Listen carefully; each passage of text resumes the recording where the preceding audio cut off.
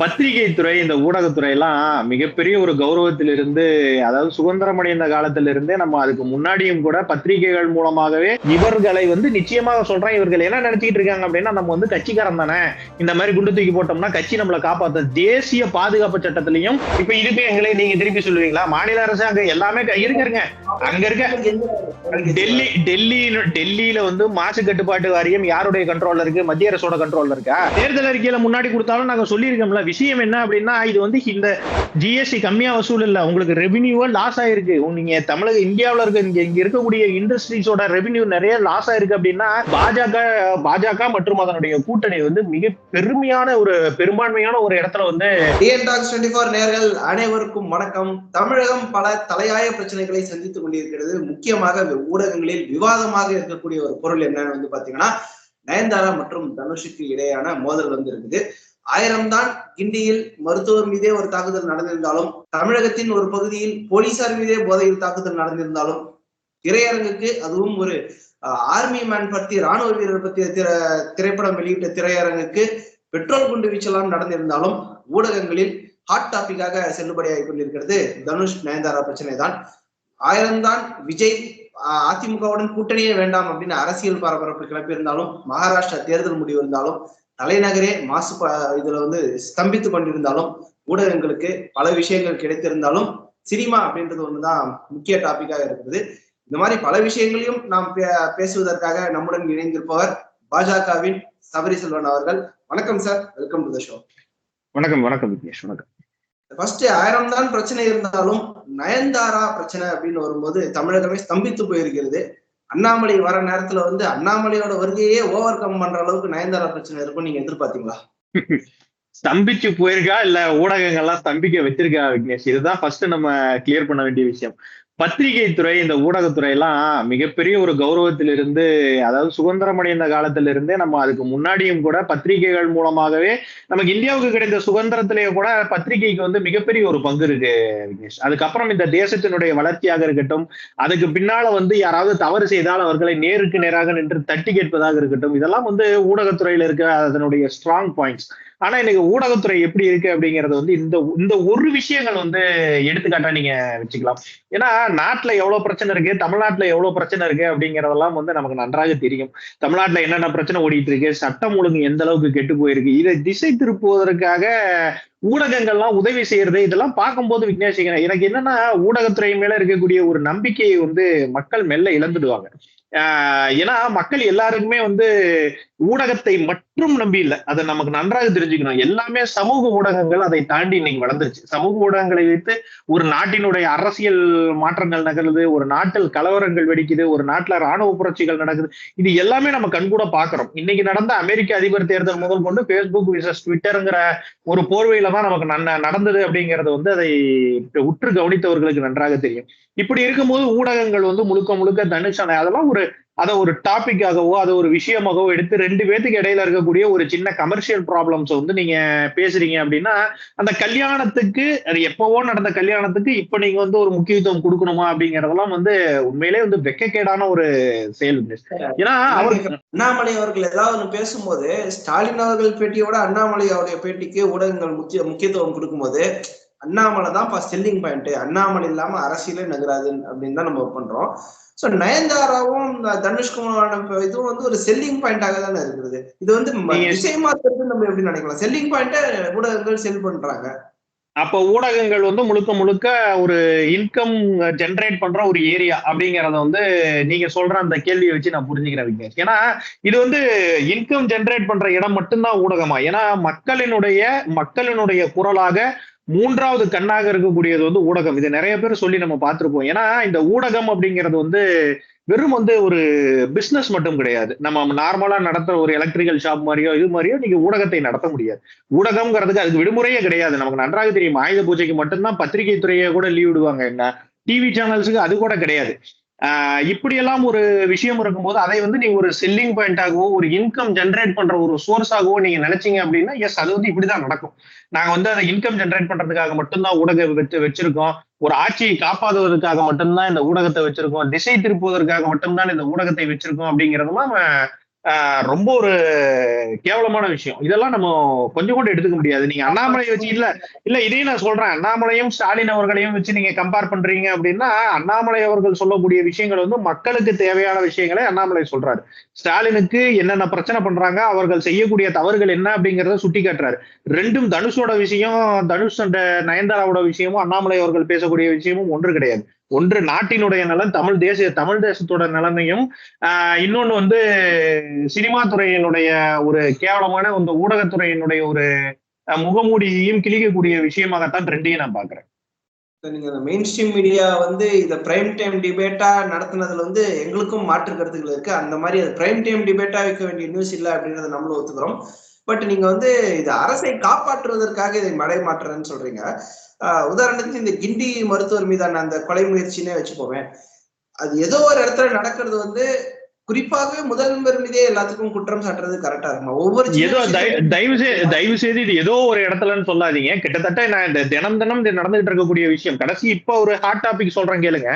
ஆத்தூர்ல ஒரு குடும்ப கட்டுப்பாடு செஞ்ச ஒரு பொண்ணு வந்து இப்ப இறந்து போயிருக்காங்க. இதுதான் இப்ப கடைசி 2 மணி நேரத்துல இருக்கக்கூடிய ஹாட் டாபிக். சுகாதாரத்துறை எந்த அளவுக்கு ஒரு சீர்கேடான ஒரு நிலையில வந்து தமிழகத்தை வச்சிருக்காங்க அப்படிங்கறது நீங்க கவர்மெண்ட் ஹாஸ்பிட்டல்ஸ் போய் பாத்தீங்கன்னா தெரியும். இந்த கடைசி ஒரு 3 வருட காலங்களாக சுகாதாரத்துறை செயல்படுவது எல்லாமே வந்து இந்த அளவுக்கு ஒரு மோசமான, எந்த இடத்துலயுமே மிகப்பெரிய ஒரு கேர்லெஸ். நம்ம சொல்லணும்னா அதை நம்ம சொல்லணும். மிகப்பெரிய ஒரு கேர்லெஸ்ஸான ஒரு விஷயங்களை தான் நடந்துகிட்டு இருக்கு. இதுல வந்து நான் இந்த மருத்துவத்துறையை மட்டும் நம்ம சொல்லல. டாக்டர் வந்து எங்கேயோ ஒரு இடத்துல தப்பு பண்ணி அந்த கத்தி குத்து அப்படிங்கறலாம் இப்பதான் அந்த பிரச்சனை வந்து வெஸ்ட் பெங்கால்ல மிகப்பெரிய ஒரு பூதாகரமாக வெடிச்ச ஒரு விஷயம். அதனுடைய சத்தமே என்ன காதல் எல்லாத்துக்கிட்டும் கேட்டுட்டு இருக்கு. அப்படி இருக்கும்போது அப்பவே வந்து அரசு மருத்துவர்கள் எல்லாமே சொன்னாங்க, மருத்துவர்களுக்குன்னு தனி சட்டம் வேணும், மருத்துவத்தை பாதுகாப்பான பகுதின்னு சொல்லி அறிவிக்கணும்னு சொல்லி கேட்டிருந்தாங்க. நம்ம சென்ட்ரல் கவர்மெண்ட்டை கேட்டிருந்தாங்க. ஸ்டேட் கவர்மெண்ட் அப்ப என்ன பண்ணிருக்கணும், எல்லா ஸ்டேட் கவர்மெண்ட்டும் அவர்கள்கிட்ட இருக்கக்கூடிய அந்த மருத்துவமனைகளுக்கு பாதுகாப்பான ஒரு சூழ்நிலையை நீங்க வழங்கி இருக்கணும். உள்ள கத்தியை கொண்டு போற அளவுக்கு நீங்க பாதுகாப்பு வச்சிருக்கீங்க அப்படின்னா என்ன அர்த்தம்? அது என்ன மெடிக்கல் சர்ஜிக்கல் நைஃப் கொண்டு போனது? புத்திர நைஃபே எதுக்கு உள்ள எடுத்துட்டு போறாங்க? ஒரு கலெக்டர் ஆபீஸுக்குள்ள கத்தியோ அருவாலோ எடுத்துட்டு நீங்க தைரியமா போயிட முடியுமா? வெளியில இருக்க காவல்துறை எந்த அளவுக்கு அதை செக்யூர் பண்ணி கேப்சர் பண்ணிருப்பாங்க. இப்ப கூட பக்கமா ஏதோ ஒரு கலெக்டர் ஆபீஸ் நான் 2 நாளைக்கு முன்னாடி பார்த்தேன். விவசாயம் பண்ணிட்டு இருந்தவர் வந்து 4 கத்தி எடுத்துட்டு போகும்போது அதை வாசல்லே பறிமுதல் பண்ணி விசாரணை எல்லாம் போட்டிருக்காங்க. அப்ப இவர் எடுத்துட்டு போன கத்தி எப்படி உள்ள போச்சு? ஹாஸ்பிட்டல் அளவுக்கு எப்படி போச்சு? அவர் என்ன சர்ஜிக்கல் நைஃபா வச்சா குத்துனாரு? சூரியகாட்சி ஊத்தி குத்திருக்காரு. அப்ப இதை உள்ள கொண்டு போற அளவுக்கு விட்டது வந்து இங்க இருக்கக்கூடிய காவல்துறையும் அங்க இருக்கக்கூடிய சட்டம் ஒழுங்கும் தானே. நீங்க முறையான காவலை வந்து அரசு மருத்துவமனைகளுக்கு வழங்கி இருக்கணும்ல. இதேதான் எல்லா இடத்துலயுமே மருத்துவர்கள் வந்து இந்த கவர்மெண்ட் டாக்டர்ஸுக்குன்னு வந்து ஸ்ட்ரிக்டான ஒரு சில ரூல்ஸ் எல்லாம் வந்து நீங்க போடணும். அதுக்கு வந்து மருத்துவத்துல ஒரு மருத்துவம் தெரிந்த ஒரு மருத்துவத்துறை அமைச்சர் அந்த இடத்துல இருக்கணும். எங்களை பொறுத்த வரைக்கும் சுப்பிரமணியம் என்ன பண்ணிட்டு இருந்தாரு அப்படிங்கிறலாம் தயவு செஞ்சு அதோட ஹிஸ்டரி எல்லாம் கேட்காதீங்க. அந்த ஹிஸ்டரி எல்லாம் நீங்களே போய் எடுத்து பாருங்க. இந்த வேலையை பார்த்துட்டு இருந்தாரு அப்படிங்கிற மாதிரி சொல்லுங்க. சுப்பிரமணியம் அவர்கள் வந்து என்ன நீங்க பேர் எடுத்தாலும் சொல்றேன். ஸ்டார்டிங்ல வந்து வடமாநில இளைஞர்கள் கைவரிசைன்ற மாதிரி சில நியூஸ்கள்லாம் வந்துச்சு. ஸோ முன்னுக்கு பின் முரணான தகவல்களும் இந்த மிஷினரிஸ்குள்ள வந்து பரப்பப்படுது அப்படின்னு கவர்மெண்ட் மிஷினரிக்குள்ள. இல்ல அவங்களுக்கு என்னன்னா யாரையாவது ஒருத்தர் பிளேம் பண்ணணும். ஃபர்ஸ்ட் பிளேம் பண்ணணும். சோ வந்து தமிழ்நாட்டை சேர்ந்தவர்களை யாரையாவது பிளேம் பண்ணோம்னா அது வந்து இவர்களுடைய ஒரு கவனக்குறைவாகவோ இல்ல ஒரு சட்டம் ஒழுங்கு சீர்கேடாகவோ தெரியும். சோ வழக்கம் போல எப்பவுமே என்ன பண்ணலாம், உத்தரப்பிரதேஷ், பீகார், ஒரிசா இந்த மாதிரி ஏதாவது ஒரு இளைஞர் ஒருத்தன் வந்து குத்திட்டு போயிட்டான், பேர் வேற அதுக்கு ஏத்த மாதிரி இருந்ததா, சோ அந்த மாதிரி எவனாவது ஒருத்தன் வந்து குத்திட்டு போயிட்டான் அப்படின்னு சொல்லி சோ அந்த மாதிரி ஒரு விஷயங்களை வந்து இவர் வந்து பிளேம் பண்ணலாம் அப்படின்னு சொல்லிட்டு சுப்பிரமணியம் அவர்கள் பண்ணிட்டு போயிட்டாரு. சோ இது வந்து அவர்களுடைய ஒரு சீப் பாலிடிக்ஸ். அது வழக்கமா திராவிட முன்னேற்ற கழக அரசு வந்து எப்பவுமே அதை செய்வாங்க. அதனாலதான் அவர்கள் என்னைக்குமே ஒரு தடவை ஆட்சிக்கு வந்ததுக்கு அப்புறம் அந்த சீப் பாலிடிக்ஸ்னாலதான் திருப்பி 2வது முறை இதுவரை திராவிட முன்னேற்ற கழக அரசு ஆட்சிக்கு வந்ததே கிடையாது. அது வழக்கம் போல 2026லயும் தொடரதான் போகுது. Cheap politics. ஏன்னா பாலிடிக்ஸும் இந்த அரசியலும் சட்டம் ஒழுங்கும் வந்து ஒரு இதுல வந்து சரியா பயணிக்கல அப்படின்னு சொல்றீங்க. அமரன் படம் வெளியான தியேட்டர்ல வந்து அந்த பெட்ரோல் குண்டு வீச்சு இந்த நியூஸ் எல்லாம் வந்து பார்த்தோம். இதையும் வந்து அந்த சட்டம் ஒழுங்கு சீர்கேடுன்னு எடுத்துக்கலாம். ஆனா பெட்ரோல் குண்டு வீசுற அளவுக்கு தமிழ்நாட்டுல அப்படின்னாலுமே மோசம் ஆகுதுன்னு. பட் எஸ்டிஐபிஐ போன்ற அந்த பாலிடிக்ஸ் அண்ட் சட்டம் ஒழுங்கு அதுக்காக கனெக்ட் பண்றதுக்காக கேட்கிறேன். எஸ்டிஐபிஐ போன்ற ஒரு அரசியல் கட்சியை வந்து அந்த படத்துக்கு எதிரான ஒரு கோஷத்தை முன்வைக்கும் போது அது கைமீறி போகிறது அந்த சட்டம் ஒழுங்கு அந்த இடத்துலயும்? முதல் விஷயம் என்னன்னா, ஒரு ராணுவ வீரரோட படத்துக்கு வந்து தியேட்டர்ல போலீஸ் பாதுகாப்பு வச்சுக்கிட்டு படத்தை ரிலீஸ் பண்ற அளவுக்கு தமிழகத்தோட சட்டம் ஒழுங்கு இருக்கு அப்படிங்கிறது நினைக்கும் போது நமக்கு உண்மையிலேயே ஒரு ஒரு கேவலமாகத்தான் இருக்கிறது. இதுல நான் இன்னொரு விஷயத்தையும் கூட லிங்க் பண்றேன். விக்கிரவாண்டியில 20 பேர் கள்ளச்சாராயம் குடிச்சு சாகும் போதே நீங்க அந்த கள்ளச்சாராயத்தை தடுத்திருந்தா அடுத்த 60 பேர் வந்து கள்ளக்குறிச்சியில செத்துருக்க மாட்டாங்க.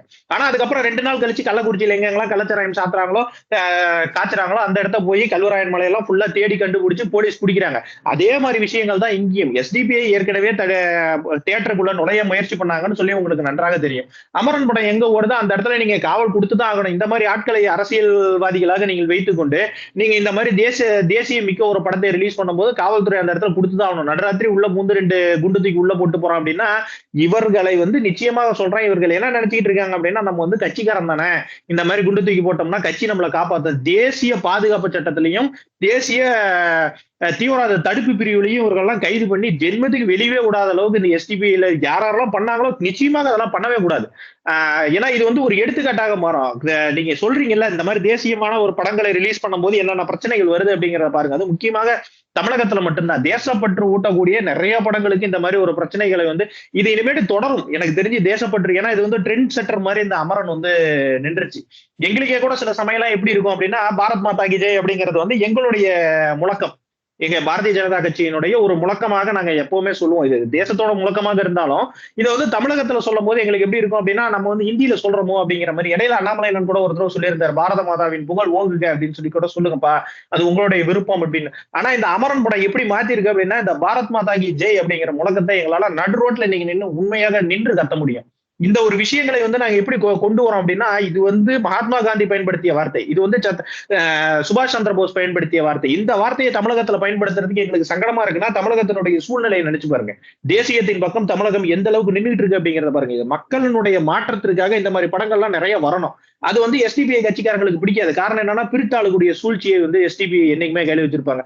மதத்தின் ரீதியாக பிரித்து அதை வந்து என்ன அளவுக்கு பண்ண முடியும் அப்படிங்கிறது. இன்னைக்கு கூட அந்த லீகை பத்தி ஒரு படங்கள்லாம் கூட த டே பிஃபோர் இண்டிபெண்டன்ஸ் அப்படின்னு சொல்லி ஒரு வெப் சீரிஸ் வந்து சோனி லைவ்ல வந்திருக்கும். நீங்க முடிஞ்சா போய் பாருங்க யாராவது. ஏன்னா நான் அந்த சீரிஸ் பார்த்ததுனால சொல்றேன், த பெஸ்ட் மூவி. ஏன்னா அந்த நீங்க பாத்தீங்கன்னா ஜின்னாவுடனுடைய அந்த லீக் கட்சி எந்த அளவுக்கு இந்தியாவை வந்து நாசம் செய்யறது அப்படிங்கிறது நமக்கு நன்றாக தெரியும். எனக்கு வந்து முஸ்லீம் நாடு தான் வேண்டும்னு சொல்லி தனியா பிரிச்சுட்டு போய் இந்த தேசத்தை ஹிந்து நாடாக வைக்காம இதை வந்து ஒரு டெமோக்ராட்டிக் நேஷன், ஒரு ரிபப்ளிக் நேஷன் மாதிரி இதை மாற்றி வைத்து இன்னைக்கு மீண்டும் வந்து உங்ககிட்ட ஒரு வகுப்பு வாரியம் வந்து இவ்வளவு பெரிய சொத்துக்களை ஒரு மாநிலத்தில் இருக்கக்கூடிய அளவுக்கு எங்க கிட்ட சொத்துக்கள் இருக்கு அப்படின்னு சொல்லி சொல்றாங்கன்னா இந்த தேசத்தில் அவர்கள் மீண்டும் அவர்கள் எந்த இடத்துல வந்து நிக்கிறாங்க பாருங்க. இன்னொரு பிரிவினைவாதத்தை நோக்கி எஸ்டிபிஐ கட்சி இந்த மாதிரி கட்சிகளை நீங்கள் வளர விடுவது வந்து அதை நோக்கித்தான் செல்லும். சோ இந்த குண்டு போடுறது, இந்த பெட்ரோல் குண்டு வீசுறதெல்லாம் வந்து முளையிலே கிள்ளி எறியணும். அவர்களை எல்லாத்தையுமே தேசிய பாதுகாப்பு சட்டத்துல கைது பண்ணணும். விக்னேஷ், எஸ்டிபிஐ கட்சி வந்து இந்த மாதிரி கூட்டாளும் சூழ்ச்சின்ற அளவுக்கு நீங்க ஒன்று சொல்றீங்க. பட் தமிழ்நாட்டுல வந்து பாத்தீங்கன்னா அதிக ஆண்டு காலம் ஆட்சி செய்தது அதிமுக தான். இன்னும் சொல்ல போனால் ஒரு தேசிய சிந்தனை கொண்ட தலைவர்களை கொண்ட கட்சி அப்படின்றதால்தான் மக்கள் தொடர்ந்து அதிமுகவுக்கும் வாக்களித்திருக்காங்க. எம்ஜிஆரும் சரி, ஜெயலலிதாவும் சரி. சோ அதிமுக போன்ற ஒரு பலமான கட்சி நம்மளுக்கு பேக்கப் இருக்கு, கூட்டணியில இருக்காங்க அப்படின்றதுக்காக எஸ்டிபிஐக்கு இந்த தைரியம் கூடுதலா வந்திருக்கும்னு நினைக்கிறீங்களா? இல்ல அதிமுக எஸ்டிபிஐ கட்டுப்படுத்த தவறிவிட்டது, ஒரு ஆண்ட கட்சி, ஒரு பொறுப்பில் இருந்த கட்சி அப்படின்ற தார்மீக உரிமையில இருந்து அதிமுக வெளில வந்ததான்? அப்படிலாம் கிடையாது. அது ஏடிஎம்கேவை பொறுத்த வரைக்கும் என்னன்னா அவர்களுடைய ஒரு தவறான ஒரு நம்பிக்கை தான் இன்னைக்கு அவர்கள் எஸ்டிபிஐ பக்கம் நிக்கிறாங்க. அவங்க என்ன நினைச்சிட்டாங்கன்னா ஹிந்துத்துவோட ஓட்டு வந்து ஹிந்துக்கள் வந்து கிட்டத்தட்ட 80%, 76% மக்கள் வந்து ஹிந்துக்கள் இருக்காங்க. இந்துக்கள் தானே, இந்துக்கள் எப்படி வேணாலும் ஓட்டு நமக்கு பிரிச்சு போட்டுருவாங்க, அவர்களிட்ட ஈஸியா ஓட்டு வாங்கிடலாம். ஆனா அந்த சிறுபான்மையினரை பொறுத்தவரை ஜமாத்துல என்ன சொல்றாங்களோ அவங்களுக்கு தான் ஓட்டு போடுவாங்க. முஸ்லீமை பொறுத்தவரை அவர்கள் வந்து அந்த சர்ச்சில் என்ன சொல்றாங்களோ அதான் ஓட்டு போடுவாங்க. சோ இவர்களுடைய நம்பிக்கை நமக்கு வேணும். சோ சிறுபான்மையினரோட ஓட்டு வேணும். 80% ஹிந்துக்களுடைய ஓட்டு வேணும். ஆனா 20% எஸ்டிபிஐ போன்ற கட்சிகளினுடைய ஓட்டுகள், முஸ்லீமினுடைய ஓட்டுகள் வேணும் அப்படிங்கிற ஒரு சின்ன எண்ணத்துலதான் எடப்பாடியார் அவர்கள் வந்து அவர்களுக்கு சப்போர்ட் பண்ணிட்டு இருக்காரு. ஆனா உண்மையான விஷயம் என்னன்னா சிறுபான்மையினரோட ஓட்டு ஒரு ஓட்டு கூட அவர்களுக்கு கிடைக்கவில்லை அப்படிங்கிறதான் இதுல நிதர்சனமான உண்மை. இந்த தடவை நடந்த எலெக்ஷன்ல கூட பூரா ஓட்டுமே எல்லாம் திமுகவுக்கும் காங்கிரஸுக்கும் நாம் தமிழர் கட்சிக்கு தான் போச்சே ஒழிய எடப்பாடி அவர்களுக்கு வந்து எந்த ஒரு ஓட்டுமே வரல.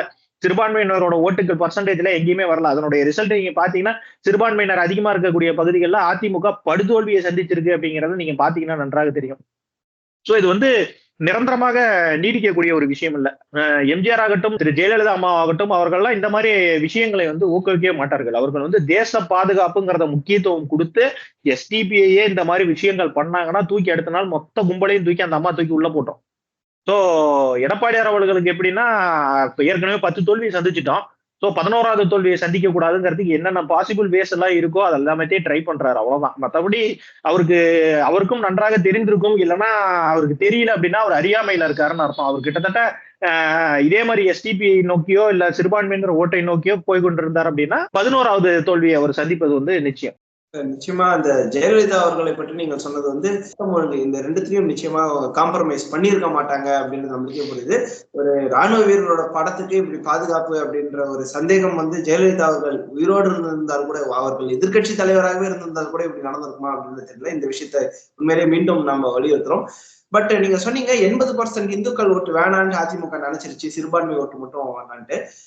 30% இருக்கிற விஜய் ஓட்டும் வேணாம் அப்படின்னு நினைச்சிட்டாரா எடப்பாடி அவர்கள்? ஏன்னா விஜய் அதிமுக கூட நான் போக போறது இல்லைன்ற மாதிரி இந்த சைட்ல இருந்து ஒரு நியூஸ், அந்த சைட்ல இருந்து அன்அபிஷியலா அதிமுக விஜய் கூட்டணி உருவாவதற்கு முன்பே முறிந்து விட்டதா அதிமுக விஜய்? இது பாஜகவுக்கு என்ன லாபம் நஷ்டம்? எங்களுக்கு லாபமும் இல்ல நஷ்டமும் இல்ல விஜய். ஏன்னா நாங்களாம் சித்தாந்தவாதிகள், சித்தாந்தத்தை நம்பி கட்சியில் இருக்கக்கூடியவர்கள். பாஜகவை பொறுத்த வரைக்கும் சித்தாந்தத்துல இருக்கக்கூடிய நபர்கள் தான் இங்க நிறைய பேர் இருப்பாங்க. சோ இது ஒரு நடிகரோ இல்ல ஒரு டிராமாட்டிக் ஹீரோஸோ ஒன்னெல்லாம் எங்களுடைய வாக்குகளையோ எங்களுடைய வாக்கு வங்கிகளையோ எல்லாம் பறிக்க முடியாது. எடப்பாடியை பொறுத்த வரைக்கும் நீங்க கேட்டீங்கல்ல பிரிஞ்சிருச்சா அப்படின்னா விஷயம் என்னன்னா, எடப்பாடி நாங்க என்ன வேணாம்னு சொன்னா அவங்க வரமாட்டேங்கிறாங்கன்னு ஒரு சூழ்நிலையில தான் எடப்பாடி இருக்காரு.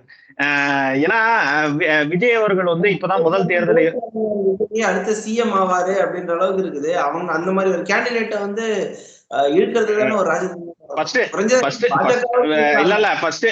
ஃபர்ஸ்ட் நீங்களும் விஜயனுடைய ஒரு ஃபேனாக பேசுற மாதிரி இருக்கு. விஜய் ஃபேன் மாதிரிலாம் யோசிக்காதீங்க. ஏன்னா நீங்க ஊடகவியலாளர், உங்களுக்கு எலெக்ஷன் பாலிடிக்ஸ்னா என்னன்னு தெரியும், ஓட் பர்சன்டேஜ்னா என்னன்னு தெரியும். விஜய் அவர்களுக்கு இன்னைக்கு கூட்டின கூட்டம் 2 லட்சம் பேர் 3 லட்சம் பேர் வேணா 5 லட்சம் பேர்னு வச்சுங்க, 10 மடங்கு கூட்டம் ஓட்டு போடுறாங்கன்னு வச்சுங்க, 50 லட்சம் ஓட்டு தான்.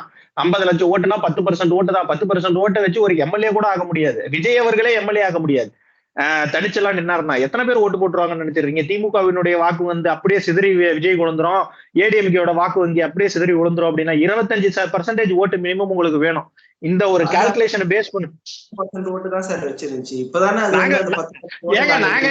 நாங்க கூட்டணி அமைச்சு நாங்க தான் சொல்றோமே கூட்டணி ஆச்சுன்னா 2026 அமையும். நாங்க கூட்டணி ஆச்சு அமையும்னு சொல்லும் போது நாங்க ஏன் கூட்டணி வைக்காம இருக்க போறோம்? விஜய் அவர்கள் கூட்டணி இல்லாம நாங்க பெரும்பான்மையான இடத்துல ஜெயிப்போம் அப்படின்னா பெரும்பான்மையான இடத்துல எப்படி ஜெயிப்பீங்க? கூட்டணி இல்லாம எப்படி ஜெயிப்பீங்க? நீங்க கூட்டணி வைக்க வேண்டிய சூழ்நிலை வரும். அந்த சூழ்நிலையில யார் அமையறாங்க, யார் கூட்டணியில இருக்காங்க, யார் இல்ல அப்படிங்கறதெல்லாம் அந்த சமயம் தான் தெரியும். ஏன்னா அவர் எடப்பாடியை திட்டல, ஏடிஎம்கே ஏடிஎம்கேவை விஜய் திட்டல அப்படிங்கறதுனாலயே ஏடிஎம்கேக்கு விஜய் ஆதரிக்கிறாருங்கிற அர்த்தம்லாம் கிடையாது. ஏடிஎம்கே விஜய் திட்டல அப்படின்னா ஒன்னெல்லாம் விமர்சிக்கிற அளவுக்கு என் கட்சி திறந்தாழ்த்து போறதுன்னு சொல்லி ஒருவேளை விஜய் நினைக்கிறாரோ என்னமோ. ஏன்னா அந்த எண்ணமும் எங்களுக்கு இருக்கு. ஒன்னை வேண்டா அடிப்பான் அப்படின்னு சொல்லி வடிவேலு கிட்ட சொல்ற மாதிரி உன்னை யாரா திட்டுறது, உன்னெல்லாம் விமர்சிச்சு நான் இதை இருந்தா. ஏன்னா ஊழலை பற்றி பேசும்போது டிஎம்கே அந்த இடத்துல உள்ள வருதுன்னா ஏடிஎம்கே இதுக்கு முன்னாடி ஏற்கனவே உட்கார்ந்து இருக்குன்னு அர்த்தம். ஏன்னா ஊழலினுடைய ஊற்றுக்கண்ணாக இருக்கக்கூடியது 2 திராவிட கட்சிகள் அப்படின்னா திமுகவும் சரி அதிமுகவும் சரி, ரெண்டும் ஒரு தராசுல வச்சீங்க அப்படின்னா சரிசமமா நிக்கும். என்ன கேட்டீங்கன்னா சரிசமமா நிக்கக்கூடிய ஒரு கட்சிகள் தான். சோ இந்த இடத்துல நீங்க விஜய் ஊழலை எதிர்த்து திமுக கிட்ட போறாரு அப்படின்னா, திமுகவை எதிர்த்து ஒரு இடத்துல வெளியே வராரு அப்படின்னா ஏடிஎம்கே கூட போய் நிக்கிறாருன்னா இன்னொரு ஊழலான கட்சி கூட தான் போய் நிக்க போறாரு. சோ விஜய் அந்த விஷயத்தையும் தெளிவார். விஜய்க்கு எப்படின்னா ஒரு பக்கம் போனா முன்னாடி போனா முட்டுது, பின்னாடி வந்தா இடிக்குது அப்படிங்கிற மாதிரி ஒரு சூழ்நிலையில தான் விஜய் நிக்கிறாரு.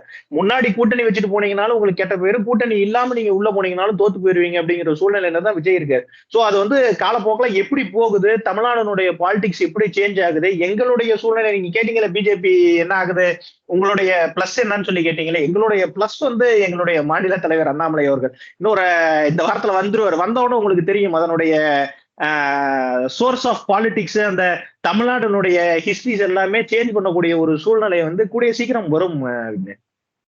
ஓகே, ஆனா அண்ணாமலை வந்ததுக்கு அப்புறம் பெரிய சேஞ்சஸ் வரும்னு நினைக்கிறீங்க. பட் ஆனா ஃபர்ஸ்ட் டிசம்பர்ல உங்களோட நேஷனல் செயற்குழு மீட்டிங் எல்லாம் நடக்கும்போது அண்ணாமலை இருப்பாரான்னு ஒரு டவுட் இருக்கு. அப்புறம் மகாராஷ்டிரா ரிசல்ட் வந்ததுக்கு அப்புறம் பாத்தீங்கன்னா கட்சிக்காரங்க எங்களுக்கே சந்தேகம் இல்ல, ஊடகவியலாளர் நீங்க தான் சந்தேகப்பட்டுட்டே இருக்கீங்க. விஷயம் என்ன அப்படின்னா, அண்ணாமலை அவர்கள் வந்து எந்த ஒரு மாற்றமும் வராது தமிழகத்தை பொறுத்தவரை. ஏன்னா எங்களுக்கு வந்து கிளை அளவுல தேர்தல் நடக்குது, மாநில அளவுல தேர்தல்கள் நடக்குது. ஆனா அண்ணாமலை அவர்கள் வந்து மாநில தலைவராக தொடர போகிறார் அப்படிங்கிறது வந்து பாஜகவாக இருக்கக்கூடிய அத்தனை நபர்களுக்குமே நன்றாக தெரியும். இது வந்து மாற்றங்கள் வந்து வந்துரும், யாராவது மாறிடுவாங்களோ, இது பண்ணிடுவாங்களோ, அந்த சேஞ்சஸ் எல்லாம் நீங்க யோசிச்சு கூட பார்க்க வேணாம், பக்கமா யோசிச்சு கூட பார்க்க வேணாம். ஒருவேளை அவர் வந்து, ஏன்னா ஏற்கனவே சொல்லியிருக்காரு, என்னுடைய வேலை வந்து முதலமைச்சர் ஆவது கிடையாது, முதலமைச்சரை உருவாக்குவது அப்படிங்கறத மாநில தலைவர் ஏற்கனவே சொல்லியிருக்காரு. ஒருவேளை அந்த லட்சியம் 2026 அடைஞ்சிருச்சுன்னா அதுக்கப்புறம் டெல்லி போயிட்டு போறாரு. அவருடைய விருப்பம். தமிழகத்திலே இருந்து எங்களுக்கு வழிகாட்டுவதாக இருந்தாலும் சரி, இல்ல டெல்லிக்கு சேர்ந்து இந்த நாட்டுக்கே வழிகாட்டுவதாக இருந்தாலும் சரி, ரெண்டும் அவருடைய விருப்பம் தான். இதுக்கு முந்தைய கேள்வியில வந்து என்னை விஜய் ரசிகர் அப்படின்னு நீங்க வச்ச குற்றச்சாட்டை மறுத்து அதே கையோடு அண்ணாமலை டெல்லிக்கு போறான்னு சொல்லி இருக்கிறீங்க. டெல்லியை வந்து டெல்லியை எப்படி காப்பாத்த போறீங்க? மத்திய அரசுல ஆட்சியில 15 வருஷமா இருக்கீங்க. ஆனா டெல்லினாலே இந்த காசு மாற்று அப்படின்னா டெல்லி தலைநகருக்கே இந்த மாதிரி ஒரு நிலைமை இருக்குது. அது டெல்லியை காப்பாத்துற ஐடியா இருக்குதா இல்லையா பாஜக? எங்களுக்கு எல்லாம் காப்பாத்துற ஐடியா இருக்கு விக்னேஷ். ஆனா அங்க இருக்கக்கூடிய லோக்கல் கட்சிக்கு இருக்கணும்ல. ஆம் ஆத்மி பேருக்கே விளக்கமாத்த கட்சியை வந்து விளக்கமாற வந்து கட்சியின் சின்னமாக வைத்துக் கொண்டு வீதியை கூட ஒழுங்கா கூட்டாம வந்து டைரக்டா மத்திய அரசு தான் காரணம்ன்றீங்க. ஒண்ணு காப்பாற்ற முடியலன்னு டெல்லிக்கும் மாநில அரசுக்கு ஒரு பொறுப்பே இல்ல, ஒரு பவரே இல்ல. இதையே நாங்க திருப்பி கேட்டா, இல்ல இதே விஷயத்த நாங்க கேட்டா, அங்க வந்து சட்டம் ஒழுங்கு கெட்டு போச்சுன்னா உடனே மத்திய அரசனுடைய காரணம்னு சொல்றீங்க. இப்ப இதுக்கு எங்களை நீங்க திருப்பி சொல்லுவீங்களா? மாநில அரசு அங்க எல்லாமே இருங்க. அங்க இருக்க டெல்லியில வந்து மாசு கட்டுப்பாட்டு வாரியம் யாருடைய கண்ட்ரோல்ல இருக்கு? மத்திய அரசோட கண்ட்ரோல்ல இருக்கா? அங்க இருக்கக்கூடிய மாநில அரசோட கண்ட்ரோல்ல தானே இருக்குது. விளக்கமாறு அதான் திருப்பியும் சொல்றேன் பாருங்க, விளக்கமாற கட்சியினுடைய சின்னமாக வைத்துக் கொண்டு உங்களால வீதி கூட ஒழுங்கா கூட்ட முடியல அப்படின்னா இதுதான் நடக்கும். அங்க வந்து ஏற்கனவே காசு மாற்றுனா டெல்லியில இருந்திருக்கேன், எனக்கு தெரியும். அங்கனுடைய சூழ்நிலை நமக்கு நன்றாக தெரியும். அதனுடைய கால சூழ்நிலை தான் அது. எப்பவுமே டெல்லிக்கு ஒரு குறிப்பிட்ட சில மாதங்கள் வந்து அந்த மாதிரி இருக்கும் அப்படிங்கறது நமக்கு நன்றாக தெரியும். ஆனா அதை வந்து ரீசர்குலேட் பண்றதுக்கு என்ன ஐடியாஸ், அதுக்கு வந்து என்ன விதமான முன்னெச்சரிக்கைகள் வந்து கெஜ்ரிவால் வச்சிருக்காரு அப்படிங்கறதான் நம்ம இங்க பாக்கணும். அவருக்கு ஊழல் செஞ்சுட்டு ஜெயிலுக்கு போறதுக்கும் அடுத்து ஆட்சியை மாத்துறதுக்கும் ஆட்சியை கையில வச்சிருக்கிறதுக்குமே அவருக்கு நேரம் சரியா இருக்கே ஒழிய, இன்னைக்கு ஸ்கூல்ஸ் மூடி இருக்காங்க. அதிஷி வந்துட்டாங்க. இன்னும் நீங்க கெஜ்ரிவாலையே குறை சொன்ன எப்படிங்க? அதுக்காக உள்ள போயிட்டு அவர் ஜாமீன்ல தாங்க இருக்காரு, விடுதலையால வெளியே வரல. என்னமோ அவர் இன்னும் யோக்கியம், நீங்க எந்த தப்புமே செய்யல. சொல்லுங்க. முதலமைச்சரா இருக்கிறது இவங்க தானே, அதிஷி தானே. நீங்க வந்து கெஜ்ரிவாலே ஏன் இன்னும் குறை சொல்றீங்க? அது இந்த சின்ன வயசுல வந்து அந்த பொம்மை ஒண்ணு விளையாடுவாங்க தெரியுமா, மேல இருந்து கயிறு கட்டி, அந்த மாதிரி வேலையை தான் கெஜ்ரிவால் அவர்கள் செய்து கொண்டிருக்கிறார். இது உங்களுக்கு நன்றாக தெரியும். நான் தெரிஞ்சுக்கிட்டே தான் என்ன கேள்வி கேட்கறீங்க. இப்ப இந்த அம்மா வந்து சுதந்திரமாக எந்த முடிவாக எடுத்துட முடியுமா? இப்ப இருக்கக்கூடிய முதலமைச்சர் கெஜ்ரிவாலை கேட்காம ஒரு முடிவு எடுக்க முடியும்னு சொல்லுங்களேன். நாங்க வந்து தன்னிச்சையாக இந்த அம்மா வந்து முடிவு எடுக்கோம் அப்படின்னு. தேவேந்திர பட்னாவிஸை கேட்காம, பாஜகவை கேட்காம எந்த முடிவும் எடுக்க முடியாத மாதிரி அவங்க திணறாங்கன்னு சொல்றீங்க. நீங்க அப்படிலாம் நீங்க சொல்ல முடியாது. இப்ப ஏக்நாத் ஷிண்டே அவர்கள் வந்து, நீங்க மகாராஷ்டிராவுடைய சூழ்நிலையே என்டையர்லி டிஃபரெண்ட். அங்க வந்து நாங்க வந்து ஆட்சியை ஒப்படைத்திருக்கிறோம். அங்க இருக்கக்கூடிய சிவசேனா அவங்க வச்சிருக்கிற எம்எல்ஏஸ் பாத்தீங்க அப்படின்னா 30 எம்எல்ஏ தான் வச்சிருக்காங்க. நாங்க 86 எம்எல்ஏ வச்சிருந்தோம் போன தடவை. கிட்டத்தட்ட 3 மடங்கு அதிகமான எம்எல்ஏக்கள் வைத்துக்கொண்டு முதலமைச்சர் வேண்டாம்னு சொல்லி கொடுத்திருக்கோம். சோ இது ரெண்டுக்கும் வித்தியாசம் இருக்கு. இங்க வந்து இந்த அம்மா வந்து சொந்த கட்சியினுடைய ஏற்கனவே ஊழல் செய்திருக்கக்கூடிய ஒரு முதலமைச்சர், முன்னாள் முதலமைச்சரனுடைய பேச்சை கேட்டுதான் ஆடிக்கொண்டிருக்குது. இப்ப கூட பக்கமா ஒரு மினிஸ்டர்ஸ் வந்து அந்த கட்சியை விட்டு வெளியே வந்து கண்ணாமண்ணான்னு குற்றச்சாட்டு வச்சாலும் நீங்க பார்த்திருந்திருப்பீங்க. சோ ஆம் ஆத்மியை பொறுத்த வரைக்கும் என்னன்னா, ஊழலை எதிர்க்க போகிறேன்னு சொல்லி ஆட்சிக்கு வந்துட்டு அந்த ஊழலை எப்படி செய்யணும், அதையும் விஞ்ஞான முறையில எப்படி செய்யணும்னு சொல்லி இன்னைக்கு இருக்கக்கூடிய திமுகவுக்கே டஃப் கொடுக்குற அளவுக்கு அங்க ஊழல் செஞ்சுட்டு இருக்காங்க. சோ இதனுடைய மாற்றங்களும் நிச்சயமாக வரும். அப்ப மாற்றம் வந்தாதான் அங்க வந்து காலநிலையும் மாறுமோ அப்படிங்கிற சூழ்நிலையில தான் நாங்களும் இருக்கோம். எங்களுக்கும் டெல்லி மக்களை நினைத்து கவலையாக தானே இருக்கிறது. ஏன்னா எங்களுடைய எம்பிஸ் அங்கதான் போயிட்டு வராங்க. எங்களுடைய 40 எம்பி தமிழ்நாட்டுல இப்ப தேர்ந்தெடுத்தவங்களும் அங்கதான் போயிட்டு வராங்க. சோ அவங்களும் ஜாக்கிரதையா போயிட்டு வரணும். ஓகே, அறிந்தோ அறியாமலோ நம்ம மகாராஷ்டிராவை பத்தி நம்ம பேசிட்டோம். சோ மகாராஷ்டிரா தேர்தல் இந்நேரத்துக்கு போலிங் எல்லாம் முடிஞ்சிட்டு எக்ஸிட் போல்ஸ் ரிசல்ட் வருது. எல்லாருமே ஒரு நெக் டு நெக் தான் ப்ரெடிக்ட் பண்றாங்க. சில இதுல வந்து பாஜக ஒரு லேசான மெஜாரிட்டி பெறதுக்கு வாய்ப்பு இருக்குன்னு. ஆனா எல்லாருமே கிளியர் கட்டா சொல்லக்கூடியது, தனித்துவமாக யாராலும் ஆட்சி பிடிக்க முடியாது. ஏன்னா அந்த அளவுக்கு சீட்டே வந்து தனியா எந்த கட்சியும் கண்டெஸ்ட் பண்ணல. ஸோ கூட்டணி ஆட்சி தான் இருக்குன்றாங்க. அதுல இவங்களுக்கு என்டிஏக்கு மகா விகாஸ் இவங்களுக்கு வந்து கொஞ்சம் சான்ஸ் இருக்குன்னு சொல்றாங்க. உண்மையில் அது சாத்தியமாகும் நினைக்கிறீங்களா? திராவிட மாடலை அப்பட்டமாக காப்பி அடித்ததால் மட்டும் பாஜக அங்கே கூட்டணி வெல்ல போகிறது அப்படின்னு நினைக்கிறீங்களா? ஏங்க திராவிட மாடல்ல சொல்லியிருக்க நிறைய விஷயங்கள் எங்களுடைய காப்பீங்க. நீங்க இப்ப மகளிருக்கு 1000 ரூபாய் கொடுக்கறது என்ன இவர்களுடைய சொந்த ஐடியாவா? நாங்க என்ன கேட்கறோம், இது ஏற்கனவே தான் பண்ணுதுன்னு சொல்றீங்க. உங்களை காப்பிடிச்சிருக்காங்கன்னா திராவிட மாடல் நல்லா பண்ணுதுன்னு இல்ல சொல்றீங்க. இல்ல நாங்க சொல்றது வந்து ஒரு குறிப்பிட்ட, நான் சொல்ற வார்த்தையை நோட் பண்ணுங்க, ஒரு குறிப்பிட்ட சில ஐடியாஸ் மட்டும்தான் எங்களுடைய காப்பி. நாங்க வந்து ஊழல் பண்ணக்கூடாது அப்படிங்கறது எங்களுடைய லட்சியம். அதெல்லாம் அவங்க ஃபாலோ பண்ணல. ஊழல் பண்ணுவோம், குஜராத்ல வந்து நாங்க மது விற்கக்கூடாது அப்படிங்கிறது எங்களுடைய காப்பி. இங்க வந்து அவர்கள் வந்து அந்த காப்பி வச்சிருக்காங்க அப்படின்னா, மது விக்கல அப்படின்னா அடுத்த நாள் காலையில சாப்பாட்டுக்கு திண்டாடிடுவாங்க கவர்மெண்ட். சோ மகாராஷ்டிராவை பொறுத்த வரைக்கும் என்ன அப்படின்னா, இந்த 1000 ரூபாய் மகளிருக்கு கொடுக்குறாங்கல்ல, அந்த விஷயத்தை நீங்க சொல்றீங்க. 1000 ரூபாய்க்கு பதிலா 2100 ரூபாய் கொடுத்தது ஃபர்ஸ்ட் கொடுத்தது மத்திய பிரதேசல சிவராஜ் சிங் சௌஹான் அவர்கள் கொடுத்தாரு. அதுக்கப்புறம் தான் தமிழகத்தில் திரு ஸ்டாலின் அவர்கள் கொடுக்குறாரு. நினைக்கிறீங்க ஏன்னா 2022-23 வந்து சிவராஜ் சிங் சௌஹான் அவங்க ஸ்டார்ட் பண்ணாங்க. பட் தமிழ்நாடு லேட்டா ஸ்டார்ட் பண்ணிருந்தாலும் அவங்க தேர்தல் அறிக்கையில முன்னாடியே சொல்லிட்டாங்கல்ல. தேர்தல் அறிக்கையில முன்னாடி கொடுத்தாலும் நாங்க சொல்லியிருக்கோம்ல. விஷயம் என்ன அப்படின்னா, இது வந்து இந்த ஒரு 1000 ரூபாய் மகளிருக்கு கொடுக்கறது வந்து ஃபெயிலியரா சக்சஸா, மக்களுக்கு கொடுக்கறது உண்மையிலே பயன்படுமா அப்படிங்கறதையெல்லாம் முதல்ல ஃபீல்டுக்கு கொண்டு வந்து நிரூபிச்சது பாஜக தான். இதுக்கு அப்புறம் தான் திமுக வந்து 1000 ரூபாய் கொடுக்க ஆரம்பிச்சாங்க. இப்ப அடுத்த தடவை கூட திமுக இன்னைக்கு நல்லா நோட் பண்ணீங்க, அடுத்த தடவை திமுகவாக இருக்கட்டும் அதிமுக இருக்கட்டும், இந்த 1000ங்கிறத 2000ங்கிறத அதிகம் பண்ணதான் போறாங்க. அதை வந்து குறைப்பதற்கோ இல்ல நிறுத்துவதற்கோ இங்க ஒரு இதெல்லாம் கிடையாது. தமிழகத்தினுடைய நிதிநிலை எந்த அளவுக்கு போனாலும் சரி, தமிழகத்தின் ஒவ்வொரு குடிமகனின் மீதும் எத்தனை லட்சம் கோடி எத்தனை லட்சம் ரூபாய் வந்து கடன் தலையில ஏறினாலும் சரி, இதெல்லாம் அவர்கள் வந்து நிறுத்துவதற்குண்டான சாத்தியக்கூறு கிடையாது. ஆனா ஒரு ரெவென்யூ அதிகமா இல்ல மகாராஷ்டிராவுடைய குடிமகன்களுக்கும் நிதி சுமை ஏறும். 2700 ரூபாய் கொடுக்கும்போது ரெவென்யூ ஜெனரேட்டிங் ஏரியால மகாராஷ்டிரா தான் இருக்கிறதுலே நம்பர் 1. தமிழ்நாடு இந்தியாலேயே அதிக ஜிஎஸ்டி பே பண்ணக்கூடிய மாநிலங்கள்ல வந்து ஃபர்ஸ்ட் இருக்கிறது மகாராஷ்டிரா. நம்ம வந்து போன தடவை ஸ்டாலின் ஆட்சிக்கு வரும்போது 3வது இடத்துல வரணும், இப்போ 9வது இடத்துக்கு கீழே சறுக்கி இருக்கோம் ஜிஎஸ்டி கொடுக்கறதுல. சோ மகாராஷ்டிரா இன்னும் அதே நம்பர் 1ல தான் இருக்காங்க. நீங்க மகாராஷ்டிராவோட எலெக்ஷனை பத்தி கேட்டதுனால எனக்கு தெரிஞ்சு நம்ம அவுட் ஆஃப் சொல்லுங்க. ஜிஎஸ்டி மூலமாக மக்களை புரிந்தெடுக்காமல் இருக்கிறது திமுக அப்படின்னு சொல்றீங்க. 9வது இடத்துல அதாவது ஜிஎஸ்டி கம்மியா வசூலிக்கிறாங்கன்ட்டு. ஜிஎஸ்டி கம்மியா வசூல் இல்ல, உங்களுக்கு ரெவென்யூவா லாஸ் ஆயிருக்கு. நீங்க தமிழக இந்தியாவில இருக்க இங்க இருக்கக்கூடிய இண்டஸ்ட்ரீஸோட ரெவென்யூ நிறைய லாஸ் ஆயிருக்கு அப்படின்னா, இங்க தொழில் துவங்குபவர்களுக்கு எந்த அளவுக்கு வந்து அவர்களுக்கு ரெவென்யூ ஜென்ரேட் ஆனாதானே ஜிஎஸ்டி கட்ட போறான். உங்களுக்கு ஜிஎஸ்டி கட்டுறான், மத்திய அரசு கட்ட போறான், அதுல இருந்து 50% கொண்டு வந்து இங்க கொடுக்க போறாங்க. இந்த 50%லயும் 32 ரூபாய் வந்து திருப்பியும் ஸ்டேட் கவர்மெண்ட்டுக்கு வந்தது. வெறும் 18% ஆஃப் ஜிஎஸ்டி வச்சுதான் சென்ட்ரல் கவர்மெண்டே ரன் ஆயிட்டு இருக்கு. இவர்கள் சொல்லக்கூடிய கணக்கெல்லாம் வந்து ஏற்கனவே எங்களுடைய நிதியமைச்சர் நிர்மலா சீதாராமன் அவர்கள் வந்து இந்த விஷயத்தை புள்ளி விவரங்களோட எடுத்து வைத்திருந்தார். சோ ஜிஎஸ்டி பொறுத்த வரைக்கும் நான் ஜிஎஸ்டியோட டாபிக் போனோம் அப்படின்னா இது வந்து இன்னும் டீப்பர் டாபிக்கா போகணும். சோ நான் மகாராஷ்டிராவோட எலெக்ஷனுக்கு வரேன். மகாராஷ்டிராவை பொறுத்த வரைக்கும் என்ன அப்படின்னா, சென்ற முறை நாங்கள் ஆட்சி அமைக்கும் போது உங்களுக்கு அதனுடைய ஷீட் ஷேரிங் வந்து உங்களுக்கு நன்றாக தெரிந்திருக்கும். ஏன்னா பாஜக வெற்றி பெற்றது வந்து 86 தொகுதிகள். இவர் சிவசேனா கையில இருந்தது கிட்டத்தட்ட ஒரு 40ல இருந்து 50 தொகுதிகள் தான் இருந்தது. ஆனா முதலமைச்சராக நாங்க வந்து பட்னாவிஸை உட்கார வைக்கணும் அப்படின்னு சொல்லும் போது உத்தவ் தாக்கரே அவர்கள் வந்து முடியாது அப்படின்னு சொல்லிட்டு காங்கிரஸ் அவர்களுக்கு நேர் எதிரான சிந்தனை உடைய ஒரு கட்சி கூட போய் அவர்கள் வந்து கூட்டணி வைத்து முதலமைச்சராக தொடர்ந்தார். அதுல இருந்த அதிருப்தியான எம்எல்ஏக்கள் வந்து மீண்டும் வெளியே வந்து பாஜகவோட கூட்டணி சேர்ந்து ஏக்நாத் ஷிண்டேல ஒரு மாநிலத்துல வந்து ஒரு ஆட்சி அமைஞ்சது. இது வந்து மக்களுக்கு எப்படி புரியும் அப்படின்னா, எந்த சிவசேனாங்கிறது வந்து முழுக்க ஹிந்துத்துவாவை மையப்படுத்தி இருக்கக்கூடிய ஒரு கட்சி.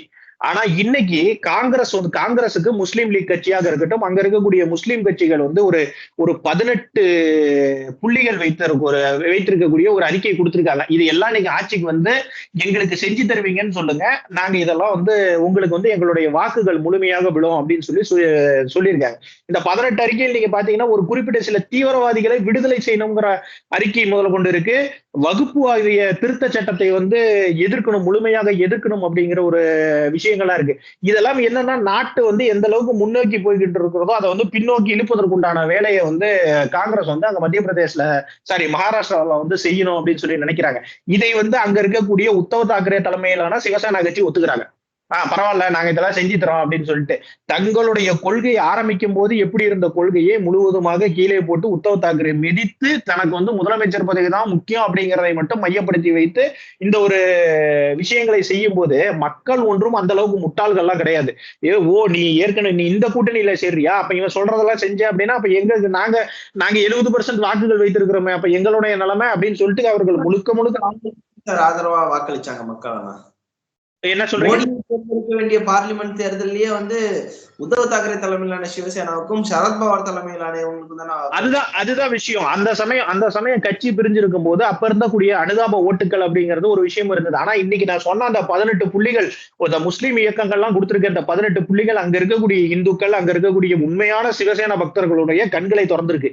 எது உண்மையான சிவசேனா அப்படிங்கிறதை வந்து அங்க இருக்க மக்களுக்கு நன்றாக சுட்டி காட்டியிருக்கு. சோ இதனுடைய தாக்கம் எப்படி இருக்கும் அப்படின்னா, கண்டிப்பாக 23ஆம் தேதி நமக்கு நன்றாக தெரியும். பாஜக மற்றும் அதனுடைய கூட்டணி வந்து மிக பெரும்பான்மையான ஒரு இடத்துல வந்து வெற்றி பெறதான் போகுது. ஜார்க்கண்டை பொறுத்த வரைக்கும் எங்களுக்கு அந்த கவலை கூட இல்லை. அது வந்து பாஜகவுக்கு எழுதி வைத்த ஒரு இடமாக தான் நாங்க பாக்குறோம். ஏன்னா அங்க வந்து வெளியில இருந்து வரக்கூடிய அந்த ரோக்கியா முஸ்லிம்ஸ் இவர்களுடைய ஆட்டங்கள் வந்து ரொம்ப அதிகமா இருக்கு. அது அங்க இருக்கிற மக்களே சொல்றாங்க, இதை தடுக்கக்கூடிய ஒரே சக்தி பாஜகவாக மட்டும்தான் இருக்க முடியுங்கிறது அங்க இருக்கிற மக்களுடைய கருத்து. சோ ஜேஜேஎம் அந்த கட்சியை பத்தி எல்லாம் நாங்க கவலையப்படல. ஜார்க்கண்டில் எங்களுடைய ஆட்சி அமைவது நிச்சயம். அதே மாதிரி மகாராஷ்டிராவிலும் நாங்களும் சிவசேனாவும் சேர்ந்து மிகப்பெரிய பெரும்பான்மையோடு ஆட்சி அமைக்க போவதும் வந்து உறுதி. ரொம்ப நிறைய விஷயங்கள் நம்ம வந்து பேசியிருந்தோம். நேரம் போனதே உண்மையிலே தெரியல. எல்லா விதம் லோக்கல் பாலிடிக்ஸ்ல ஆரம்பிச்சு நேஷனல் பாலிடிக்ஸ் வரைக்கும் எல்லா விஷயமும் பேசியிருந்தோம். நேர்களே, ஓவராலா வந்து நம்ம இந்த பேட்டியில இருந்து என்ன சாராம்சம் எடுத்துக்க முடியும் அப்படின்னு பாத்தீங்கன்னா, ஊடகங்கள் ஃபர்ஸ்ட் ஆஃப் ஆல் எப்படி ஒரு டாபிக் வந்து முக்கியமான டாபிக் எல்லாம் விட்டுட்டு வேற ஒரு டாபிக் பின்னாடி போறாங்க, அது தவறான விஷயம் அப்படின்றத வந்து சபரி அவர்கள் குறிப்பிட்டிருந்தார். அதே சமயம் எவ்வளவு ஆபத்தான நிலையில் தமிழகத்தின் சட்டம் ஒழுங்கு போயிருக்கு, மருத்துவர் மீதான தாக்குதல் ஆகட்டும், ஒரு தேசியவாதியின் ஒரு ராணுவ வீரரின் படத்துக்கே வந்து பாதுகாப்பு இல்லாத தன்மை, முக்கிய கட்சியான அதிமுகவின் அமைதி அப்படின்னு பல விஷயங்கள் பேசுறாங்க. அதே சமயம் விஜய் அதிமுக இணைந்தாலும் சரி பிரிந்தாலும் சரி பாஜக அதன் வழியில் பயணிக்க போகிறது. அதே சமயம் டெல்லியில் பாஜக மட்டும் இல்லை, ஆம் ஆத்மியின் கைகளும் கோர்க்க வேண்டும். மாநில அரசும் மத்திய அரசும் கோர்த்தால் மட்டும்தான் தலைநகரை காப்பாற்ற முடியும். அதே சமயம் தலைநகரை மீட்கும் முயற்சியில் இருக்கும் பாஜக மகாராஷ்டிராவையும் ஜார்க்கண்டையும் நிச்சயமாக கைப்பற்றிவிடும் அப்படின்னு நம்பிக்கையும் தெரிவிச்சிருக்காரு. மீண்டும் நிச்சயமாக சபரி அவர்களுடன் நிறைய வீடியோ நம்ம பண்ணோம், நிறைய அரசியல் கண்டிப்பா டிஸ்கஸ் பண்ணோம்.